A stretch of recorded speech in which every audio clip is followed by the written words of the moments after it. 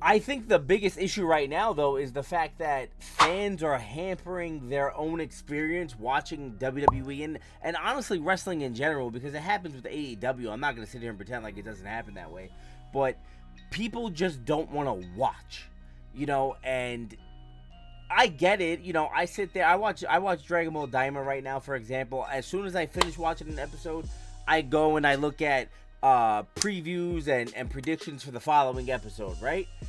People do that with wrestling. People do this with everything that they watch, things that they are consumed in, they are passionate about.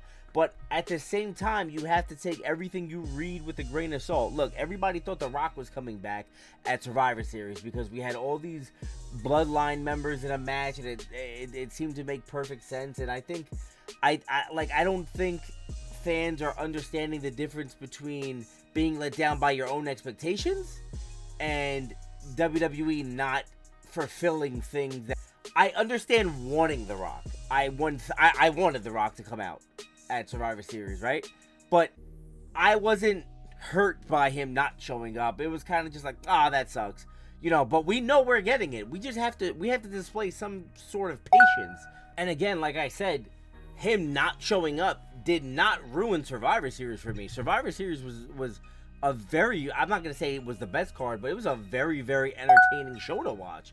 So if you're going to sit here and be mad that they're not doing things that you fantasy booked in your head, you need to find like a different hobby or a different pastime, because that's, part of it is the unpredictability of it. They zig when you zag and vice versa, and sometimes they do give you those surprises. Sometimes they do give you fan service. But it's not going to be all the time, because then you get desensitized to it. We can't have Undertaker, The Rock, and John Cena pop into every main event. We can't, you know what I'm saying? You can't have a title change every time you have a championship match.